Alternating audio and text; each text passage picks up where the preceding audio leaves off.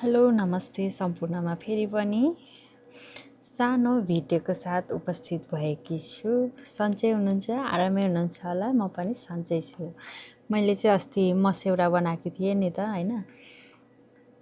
अनि कसरी पकाउने भनेर सबैजनालाई थाहा छैन होला। बनाउने त तरिका थाहा पाइसक्नुभयो हैन।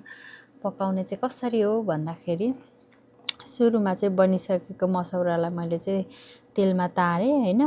अनि अर्को कराई बसाएर त्यसमा प्याज फुराइदिए र त्यसलाई रातो हुने गरी चलाएर पकाउने हो एकछिन तेलमा।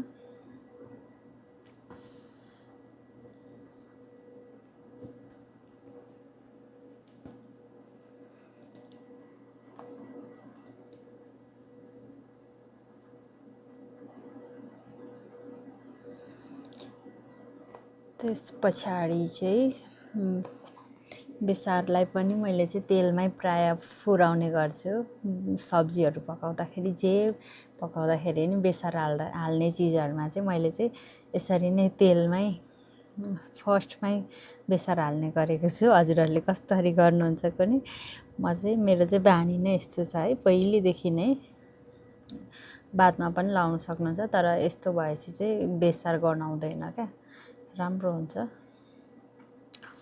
अनि यसरी फुराइसकेपछि चाहिँ अब चाहिँ मैले चाहिँ सबै मसलाहरू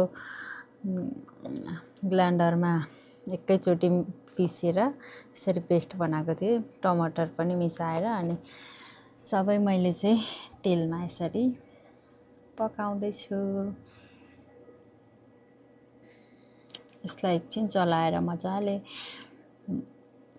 यसलाई पनि पाके पछाडि मात्रै मस्यौरा चाहिँ हाल्न मिल्छ। मजाले पाक्नुपर्छ यो मसला पनि। मैले चाहिँ सुरुमै नुन पनि लगाइसकेँ। नुन चाहिँ ठिक्क लाग्यो किनभने मस्यौरामा पनि मैले नुन हालेर बनाएको थिएँ नि त। नुन हालेर बनाउँदा नि हुन्छ, नहाले बनाउँदाखेरि पनि हुन्छ। नुन हाल्दाखेरि चाहिँ रेडी हुन्छ क्या मसला, नुनहरू सबै अगाडि नै हालेपछि चाहिँ रेडी हुन्छ नि त। तारेर मात्रै पनि खान मिल्छ मस्यौरालाई। र मैले चाहिँ कम नुन लगाएको छु, अगाडि नै नुन लगाएकोले गर्दाखेरि। यस्तो भएको छ, राम्रो कलर कस्तो राम्रो आएको छ। कराईलाई चाहिँ ध्यान नदिनु ल, मेरो कराई चाहिँ यस्तै छ। मिठो खानेको यस्तै हुन्छ, कराई डढ्छ नि त यसरी। अल्छे मान्छेको।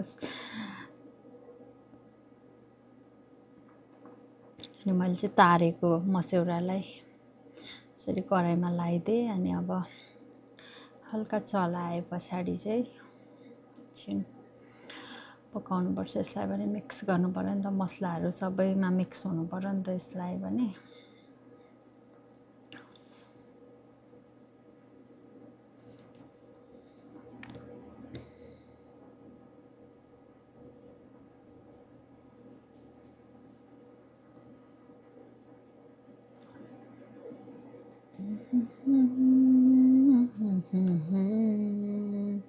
अब चाहिँ भने मैले यसलाई हल्का ग्रेभी भन्दा नि हल्का रस लाएर यसलाई उमाल्छु। त्यसपछि रेडी हुनेछ मेरो चाहिँ मस्यौराको तरकारी।